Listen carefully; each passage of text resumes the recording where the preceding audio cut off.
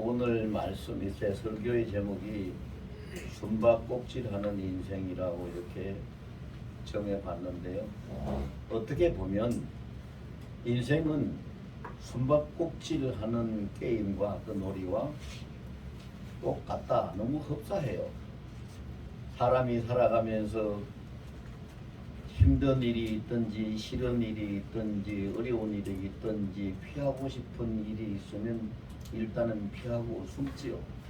그리고 기쁘고 반갑고 맞이하고 싶은 그런 일들이 있을 때는 얼굴을 펴고 몸을 드러내면서 함께 맞이하게 되지요. 그런데 그렇게 하는 그 숨바꼭질 같은 인생이 사람들이 이제 그렇게 살 수밖에 없는 거는 현실이에요. 현 상황이고 현실입니다.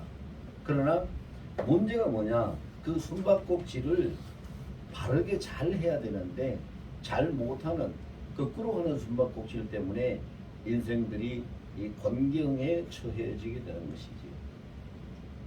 원래 이 숨바꼭질이라 하는 건 뭐 여러분들이 아시는 분들은 아시겠지만 숨바꼭질이라 하는 것은요, 이 땅에서 하는 놀이가 아니고 물에서 하는 놀이입니다.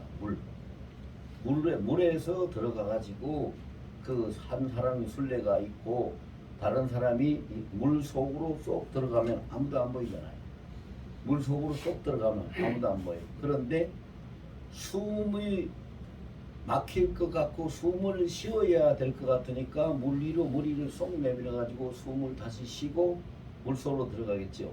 그래서 원래 이것이 숨바꼭질이라는 말의 어원을 그 사전에서 찾아보면은요, 숨바꼭질이라는 어원은 숨막질, 숨바꿈질 이렇게 나옵니다. 그래서 숨이 막힐 때 숨을 바꾸시기 위해서 머리를 내미는 것. 이게 숨바꼭질은 물에서 행하는 것이다. 그런데 여러분 생각을 해보세요. 물에서 들키지 않으려고 물속에 쏙 들어갔는데 물속에 쏙 들어간 사람이 물에서 얼마나 견딜 수가 있겠어요? 뭐 5분을 견디겠어요? 10분을 견디겠어요? 얼마 못 견디죠. 다시 숨을 쉬어야 되니까 머리를 쏙 내밀고 다시 숨을 쉬고, 숨을 쉬려고 머리를 내밀었을 때에 술래에게 들키지 않으면 얼른 숨 쉬고 다시 들어가면 되는데, 머리를 내밀었을 때 술래에게 들키면 술래에게 들켜서 잡히게 되는 거죠. 이것이 숨바꼭질 놀이인데, 이 가만히 보면은요, 굉장히 중요한 그 영적인 의미가 있는 놀이다. 그렇게 생각을 할 수가 있어요. 왜 그런가 하면 그러면 우리가 이 바다, 여러분들 이제 여름철에 가장 사람들이 많이 모이는 곳이 물이잖아요. 물가, 해수욕장, 이런 그 계곡이나 해수욕장, 물속. 그래서 가서 해수욕장 같은 데 가서 보세요. 사람들이 그냥 물속에 많이 들어가서 즐기고 놀죠. 그런데 그 속에, 물 속에 쏙 들어가 가지고 오래 있을 수 있는 사람은 없어요. 그러면 그것이 영적으로 우리가 생각할 때 이 세상, 바다, 이 물은 세상이라고 생각할 수가 있어요. 세상 속에서 이것저것을 자기가 하고 싶은 것을 하고 그렇게 하면서 살아가는데, 결국은 그렇게 살아가는 그 삶이, 그런 인생의 삶이 얼마 버티질 못하죠. 왜? 하나님의 도우심과 하나님의 은혜가 없으면 얼마 버틸 수가 없어요.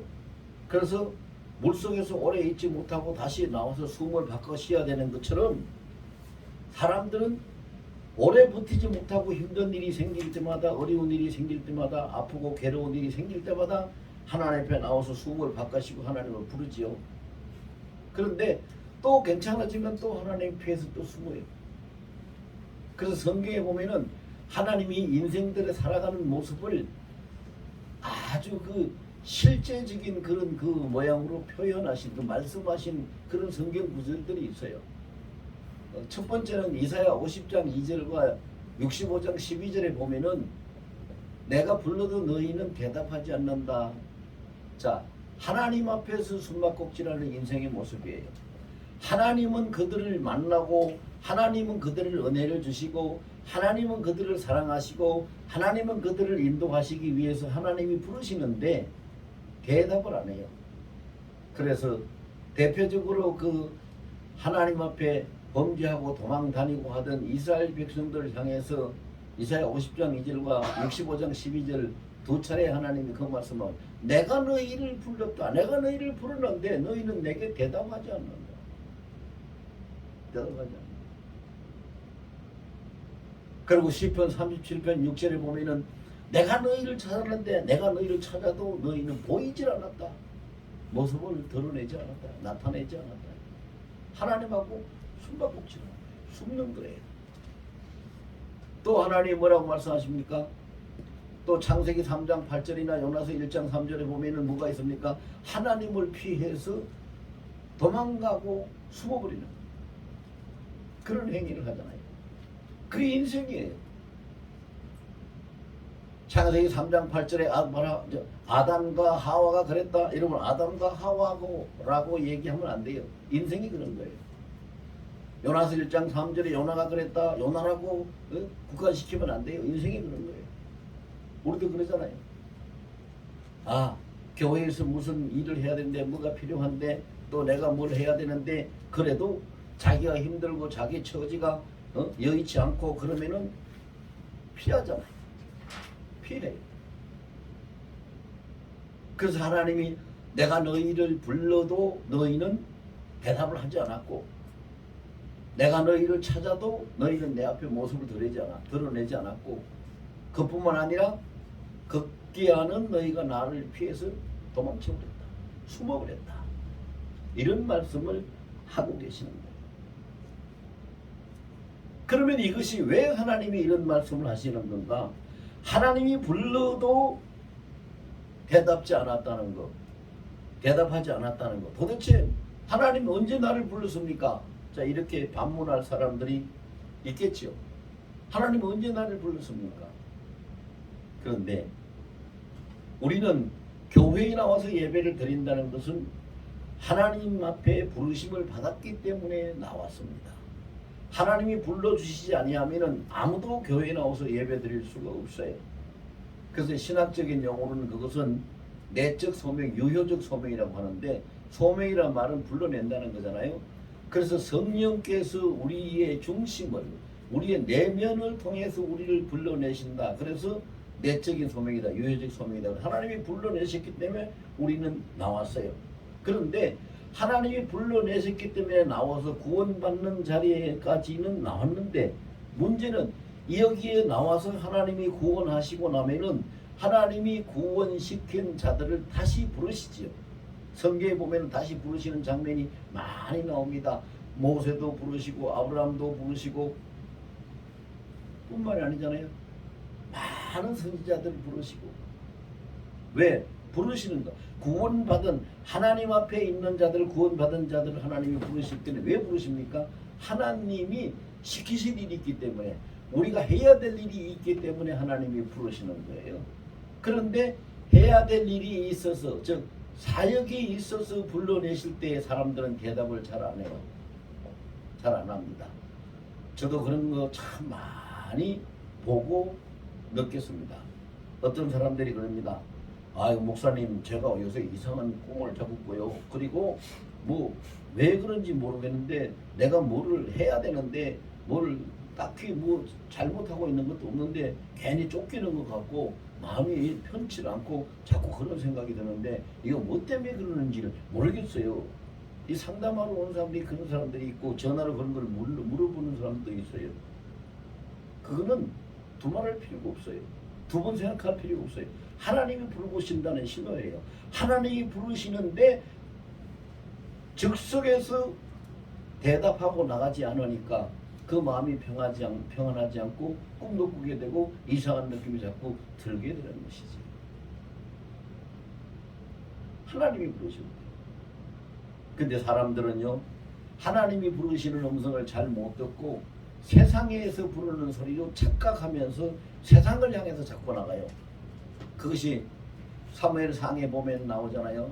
사무엘상에 보면은 사무엘이 어렸을 때에 성전에서 엘리 제사장 앞에서 그가 양육을 받고 있는데 하나님이 사무엘을 부릅니다. 사무엘아 사무엘아 부르니까 사무엘은 아직 어리니까 잘 알지 못하니까 하나님의 음성인 줄 모르고 벌떡 일어나 자리에서 잠자리에서 벌떡 일어나가지고 엘리 제사장 앞에 쫓아가가지고 주여 나를 부르셨습니까? 내가 왔습니다. 그러니까 엘리 제사장이 아니다 나는 부르지 않았다. 조금 있다가 또 그러고 또 그러는 거예요. 그러니까 엘리 제사장은 이제 나이가 들고 경륜이 있으니까 알잖아요. 엘리 제사장의 사무엘이 그럽니다. 얘야 가서 자리에 가서 누워 있다가 또 부르거든 나한테 오지 말고 하나님 앞에 엎드려서 주여 말씀하옵소서 종이 듣겠나이다 라고 대답을 해라. 그러면 하나님이 너한테 말씀을 하실 것이다. 그래서 시키는 대로 사무엘이 또 부르는 소리를 듣고 엎드려서 주여 종이 듣겠나이다 말씀하옵소서 하니까 하나님이 사무엘이 해야 될 일, 이스라엘이 하나님이 하실 일, 엘리 가문에 있어야 될 일, 이런 것들을 다 말씀해 주시고 알려주시잖아요. 거기에서 우리가 볼 수 있는 건 뭐냐 하면은요, 하나님이 필요하고 하나님이 부르실 때는 잠자는 자도 깨우신다는 거죠.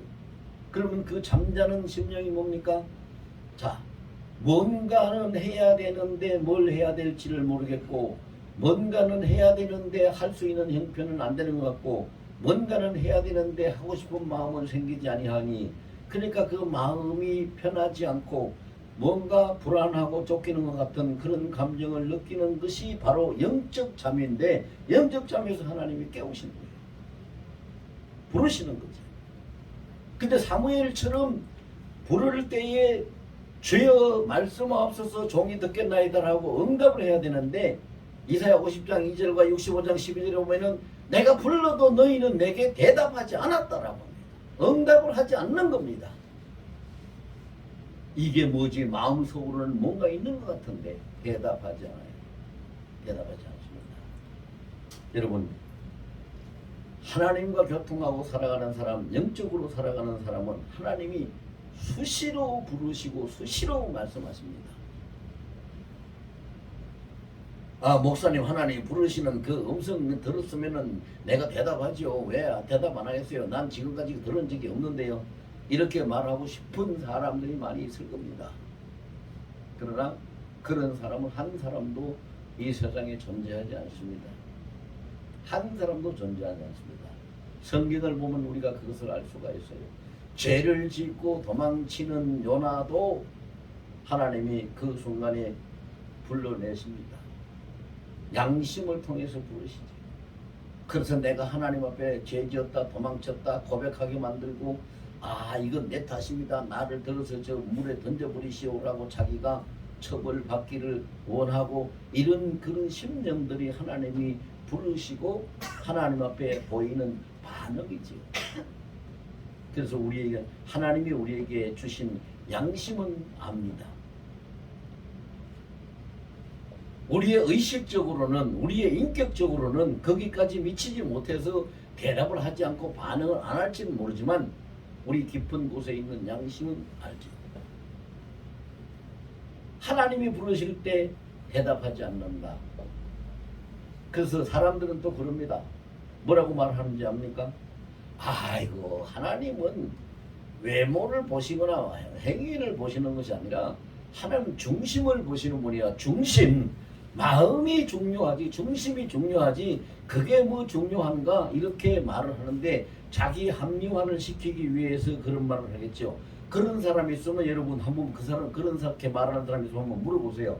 그럼 당신은 하나님이 마음만 중요하고 마음만 모신다고 그렇게 믿습니까? 그러면 아 그렇지요, 마음이 중요하지요. 그렇다면 당신은 하나님 앞에 하나님 마음만 받고 살겠습니까? 한번 물어보세요. 하나님이 은혜 안 베푸시고 복 안 줘도 하나님 마음만 받고 살겠습니까? 물어보세요. 마음만 받고 살아가겠어요? 아니죠. 은혜 받아야죠. 복 받아야죠. 그러니까 자기 합리화를 시키는 거예요. 그 중심이 마음이 중요하다는 것은 정직한 심령을 하나님께서 중요시 여기는 거지요. 마음으로 생각만 하고 몸이 따라주지 않아도 괜찮다는 뜻으로 말씀하신 것이 아니에요. 착각하면 안 돼요. 마음이 중요하지요. 마음만 있으면 되지요. 그러는 사람한테 그럼 당신은 하나님 마음만 받고 살아. 은혜도 구하지 말고 복도 구하지 말고 하나님 마음만 받고 살아. 한번 해보세요. 그게 뭐라고 하겠는가? 그렇게 될 수 있는가? 안 되는 거지. 그 다음에 시편 37편 6절에 내가 찾아도 너희는 내 모습을 드러내지 보이지 않았다 라고 하는 것은, 그럼 하나님이 나를 언제 찾았습니까? 하나님이 나를 찾는 건 한 번도 느껴보지 못했는데요. 이렇게 말씀을 하고 싶은 사람들이 또 많이 있겠지요. 그러나 하나님은 수시로 부르시고 찾습니다. 아까도 말씀드렸죠. 수시로 부르시고 찾아요. 뭘 통해서? 말씀을 통해서. 오늘 이 예배 시간에 설교를 통해서 또 부르시고 찾습니다. 성령을 통해서 부르시고 찾습니다. 감동을 통해서 부르시고 찾습니다. 하나님 은혜를 통해서 부르시고 찾습니다. 나는 하나님이 찾은 적이 없어, 나를 부르신 적이 없어라고 말하면 안 됩니다. 말씀을 들을 때 마음에 감동이 되고 말씀을 들을 때 마음에 찔리면 그것이 하나님이 찾는 것이고 하나님이 부르시는 것입니다. 그때 바로 응답을 해야 되는 것이죠. 응답을 해야 돼요. 그 다음에 창세기 3장 8절 보면은 선악과를 따먹고 나서 겁이 나니까 아담과 하와가 동산 나무 뒤로 가서 숨어버렸어요.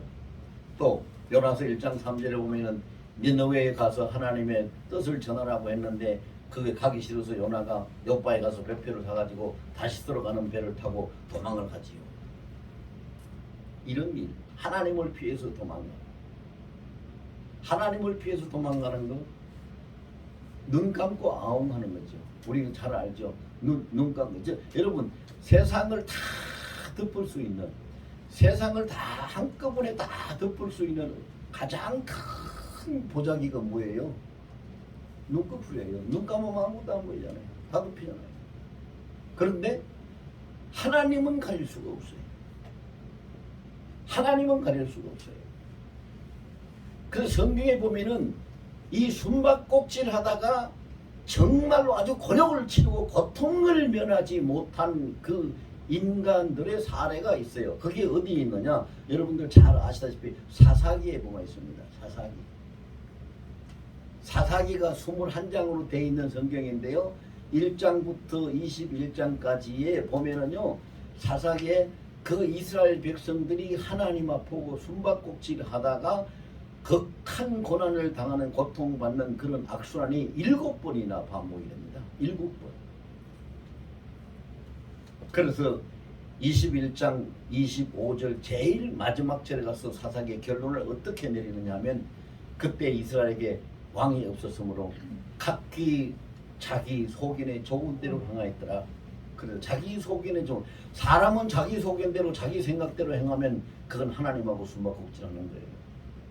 자기 소견대로 자기 좋은 대로 행하면 안 됩니다. 자기 소견대로 행하면 안 됩니다. 하나님이 좋으실 대로 해야 되고 하나님의 뜻대로 해야 되고, 모든 건 다 그렇습니다. 예배하는 것도 그렇고 헌금하는 것도 그렇고 봉사하는 것도 그렇고 전도하는 것도 그렇고 기도하는 것도 그렇고, 예외는 없습니다. 먹고 마시는 모든 것이 다 하나님의 뜻대로 돼야 되고 하나님의 생각대로 돼야 되는 겁니다. 그런데 사람들은 자기 생각대로 자기 소견에 좋은 대로 하기가 습성화되어 있기 때문에, 본능적으로 그렇게 훈련이 되어 있기 때문에 그렇게 합니다. 그렇게 하고 살죠. 그런데 하나님은 말씀을 하십니다. 자, 왜 그러면 그런 일이 일어날까요? 왜 하나님하고 숨바꼭질을 할까요? 그렇게 안 된다는 걸 알면서도 숨바꼭질을 합니다. 여러분, 이 말씀은 절대 잊어버리지 말고 잘 기억하시게, 머릿속에 가슴 뼛속에까지 새기시기 바랍니다. 숨바꼭질 하는 이유, 그 원인이 어디에 있는가? 교회에 다니면서 신앙생활을 하는 사람들이 숨바꼭질을 하는 그 원인이 법적 관계로 교회를 다니고 법적 관계로 만든 기독교인이 되기 때문에 숨바꼭질합니다.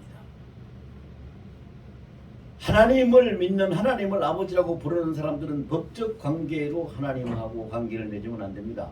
은혜의 관계로 맺어져야 됩니다. 법적인 관계는 여러분 잘 아시잖아요. 도적질이 나쁜 일이에요. 도적질 하다가도 들키지 않으면 법의 심판을 안 받아요. 왜? 안 들켰기 때문에. 못 받기 때문에. 여러분 길을 건널 때도 보면은요. 빨간불인데 횡단보도에 불이 안 들어왔는데 급하다고 그냥 무단횡단하지요. 교통수행한테 들키면은 과태료를 받지만 안 들키면 지나가요. 그게 법적 관계.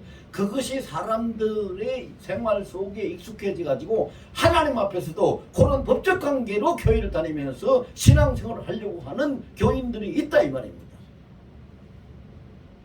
그런데 하나님은 뭐라고 말씀하시는지 아세요?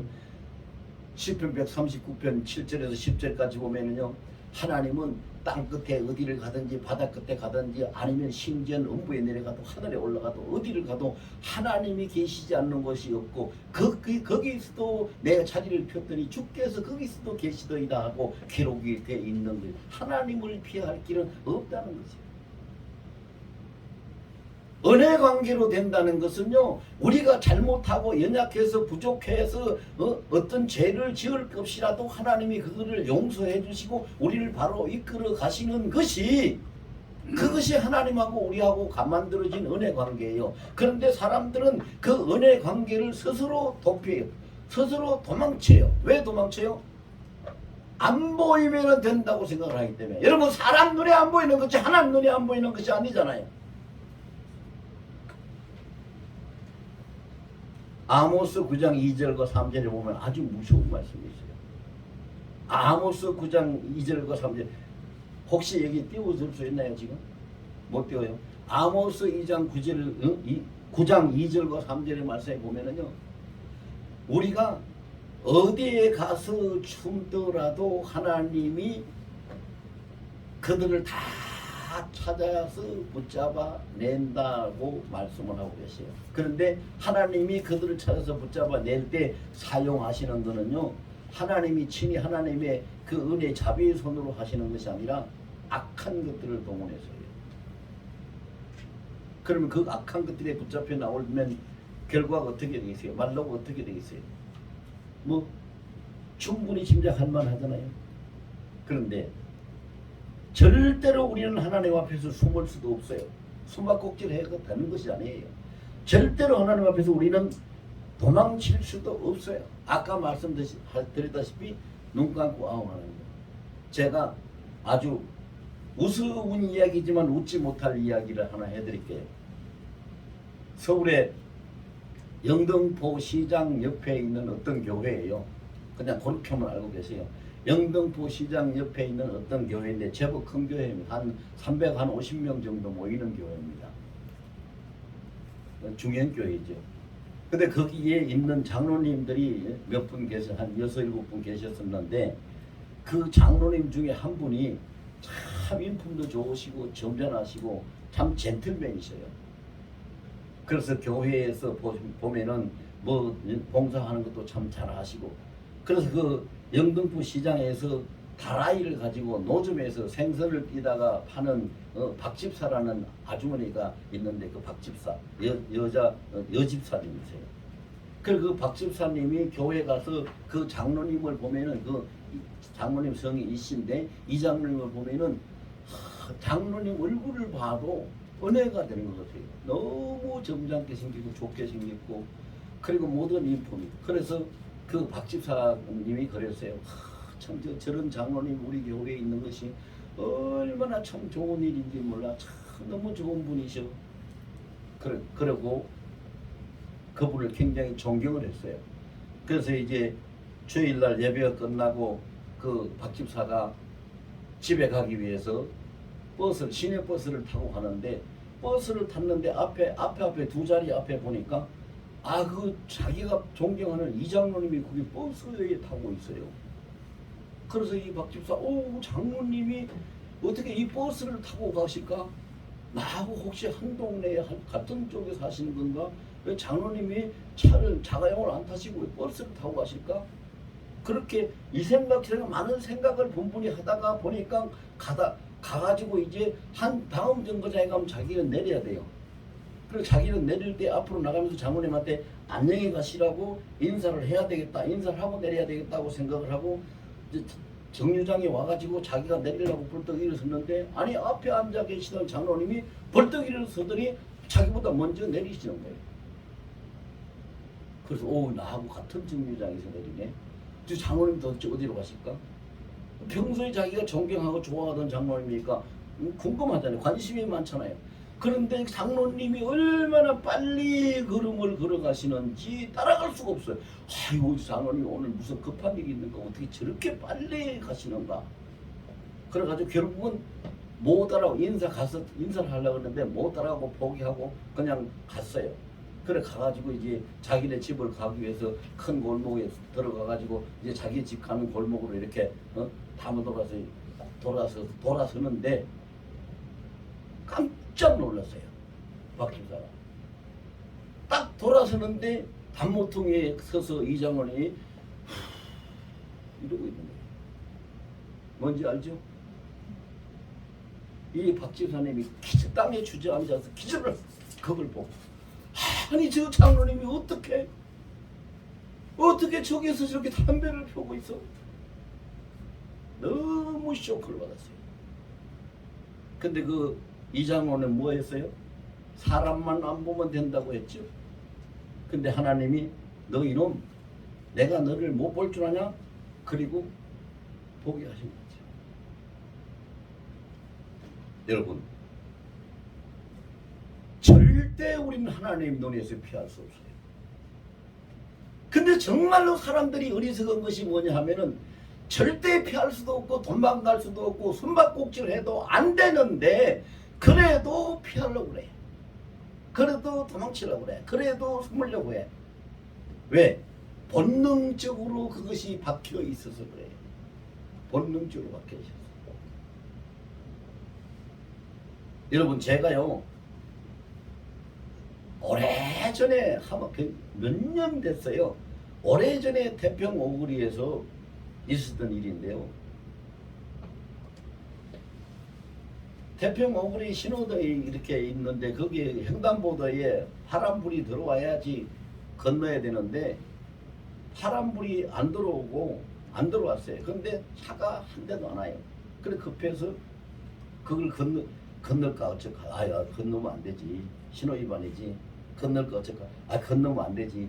아이고 뭐 차도 안 오는데 뭐 아무도 안 보는 사람도 없는데 뭐 자꾸 속에서 그런 생각이 나요. 그래서 제가 뭐라고 했느냐 하면요. 지금요 1초 2초를 초를 다툴 정도로 제가 급한 일이 나서 하나님 그냥 건너갈게요. 용서해 주세요. 그러고는 뛰어서 건너버렸어요. 그래도 저는 양심상 하나님을 속일 수 없다는 건 알기 때문에 하나님 저 건너갈게 용서해 주세요. 그렇게 하고 뛰어갔는데 몇 년이 지난 사건인데 지금까지 그것이 가슴 속에서 지워지질 않아요. 하나님 용서하셨을까 안 하셨을까요? 용서하셨다면 지워져야지.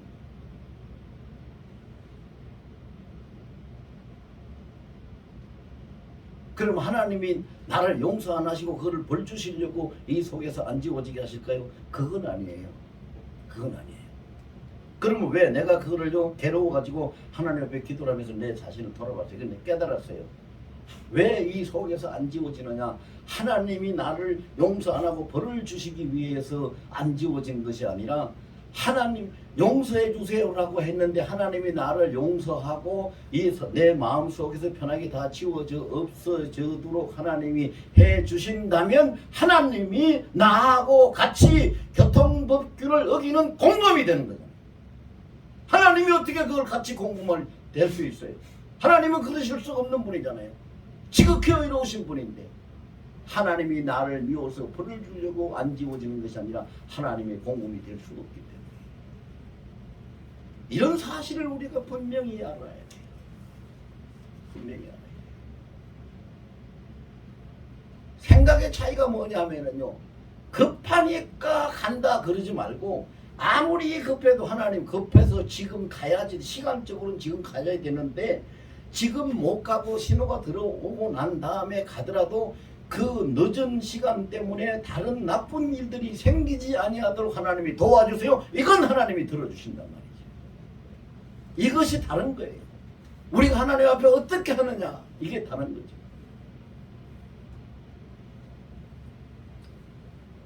아까 양심 이야기를 했는데요. 우리가 숨바꼭질을 하려면 제일 먼저 내 양심에서 신호를 딱 보내요.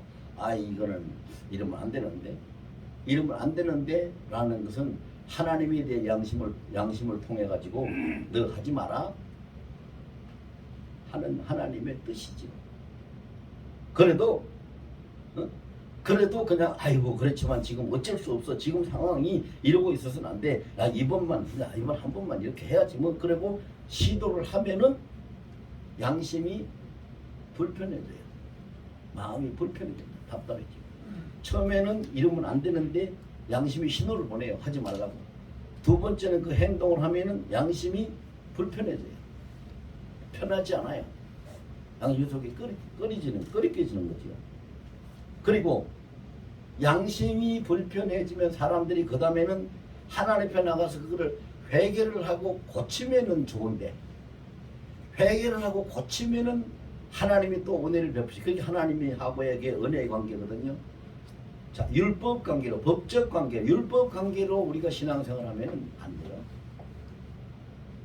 은혜 관계로 해야 되는데, 은혜 관계로 하는 사람은, 은혜 관계로 신앙생활하고 살아가는 사람은 하나님 앞에 나가서 자기가 회개하고 고백을 하고 하나님 앞에 용서를 구합니다. 그런데 그렇게 안 하고 법적인 관계로, 율법 관계로 살아가는 사람은 자기 양심의 신호가 왔을 때 무시하고 그 행동을 해가지고 양심이 불편해지면은요, 그 다음에 뭐라고 하는지 압니까? 자기 양심에다가 커튼을 딱 쳐버려요. 커튼을 딱 쳐버려요. 아이, 모든 사람이 다 그런 거지, 뭐, 나만 이걸 내가 양심이 가책받을 필요 없어, 이거. 그런, 이런 상황에 누구든지 다 있는 거야. 그리고 괜찮다, 안 보이지? 까꿍한다는 식으로, 야옹 눈 감고 아옹하는 식으로 양심의 커튼을 딱 쳐버리고 그것을 생각하지 않으려고 하지. 그러면 그 사람은 그 죄에 사로잡히게 되죠. 여러분, 코로나가 너무 극심해가지고 온 세상이 코로나 팬데믹이라고 하잖아요.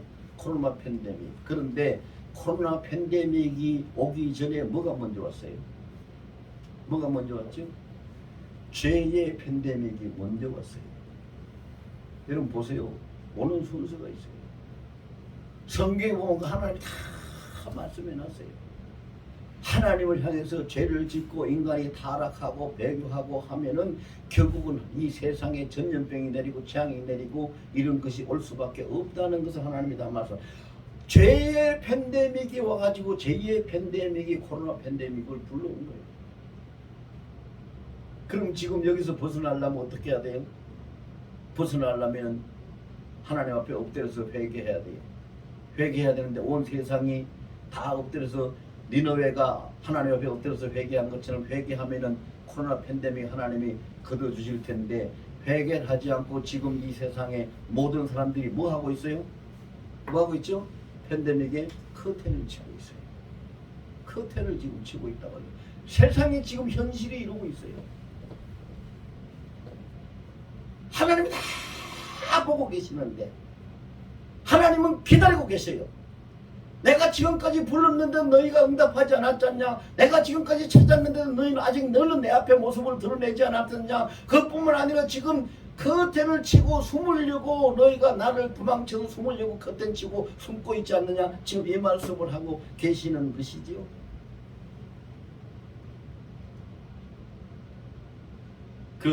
제가 아주 옛날에 신학교 갓 졸업하고 전도사 생활을 할 때에 있었던 일인데요. 그런 일이 있어요. 전도사가 저하고 이제 동창인으로 다녔던 전도사가 있는데, 수원 어떤 교회에서 전도사로 있었어요. 근데 그 친구가 담배를 못 끊는 거예요. 전도사가 돼가지고. 그래서 내가 중국으로 지방도 야 임마 참 담배 피우지 마 이 자식아 뭐라고 그랬어요. 그러니까 내가 워낙에 뭐라 그러니까 내 앞에서는 안 피는 거예요. 어디 맞을까봐. 안 보는 데서 숨어서 피지요. 근데 여러분 하나님이 그걸 다 아시잖아요. 하나님이 그걸 다 아시죠. 그래서 내가 그 친구가 딱 오길래 그랬어요. 너 숨어서 담배 피고 왔지. 이놈아. 내가 못 본다고 괜찮냐? 하나님 다 보고 계시는데 하나님 다 보고 계시는데 너 그래도 되냐? 그래 막 몇 번 그 이야기를 했어요. 그래서 그 이야기가 아마 거의 7, 8, 10번 정도 그게 반복이 된 것 같아요. 그랬더니 어느 날 이 친구가 나한테 와가지고요. 야 친구야 정말로 네가 나를 친구로 생각하고 네가 나를 아끼고 사랑한다면 네가 힘껏 입 때려가지고 내 이빨을 왕창 부러뜨리라. 그러는 거예요. 그래서 야 이거 뭔 소리냐. 너는 네 이빨 부러뜨리는 건 네 이빨 부러뜨리지만 나는 네 이빨 부러뜨려 놓고 감방 가라고 나보고 이빨 부러뜨리라고 그러냐. 그래 왜 그것을 왜 하냐니까. 내가 이빨이 다 부러져야 담배를 끊을 것 같아.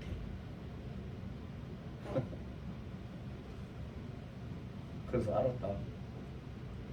너 이제 내일부터 담배 끊을 거다. 그리고 제가 이제 가서 그날부터 그 친구를 위해서 기도를 했어요. 그 전까지는 기도를 안 하고 나무래기만 했는데 기도를 했어요. 하나님, 그 친구가 저를 보고 주먹으로 쳐서 이빨을 다 부러뜨리다가 그래야지 내가 담배를 끊을 것 같다. 이런 말까지 했으니 그 중심을 이제 하나님이 아셨잖아요. 끊게 해주세요. 못 피게 해주세요.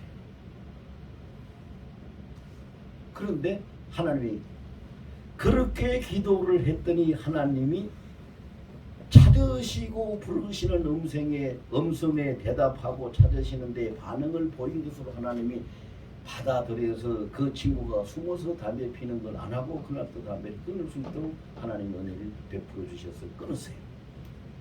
그 나중에 만났는데 그러더라고요. 야, 나 이제 안 피는 게 아니라 못 펴. 담배 연기 봐도 머리가 아프고 냄새.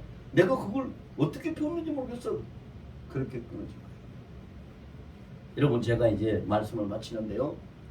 하나님 앞에 이 숨바꼭질을 숨으려고 피하려고 하지 말고 내한테 어떤 문제가 있으면 그 문제를 가지고 하나님 앞에 엎드리고 가슴을 치더라도 하나님 앞에 가서 굴복을 하고 도움을 요청해야지 됩니다. 숨으려고 하지 마세요. 피하려고 하지 마세요. 그거 모면하려고 하지 마시라고요. 숨어지지 않아요. 하나님 앞에서 우리가 어떻게 숨어져요? 어떻게 하나님을 피할 수가 있어요? 피할 수가 없어요. 그러니까 내게 약점이 있어도 괜찮아요. 잘못이 있어도 괜찮아요. 죄를 지어도 괜찮아요.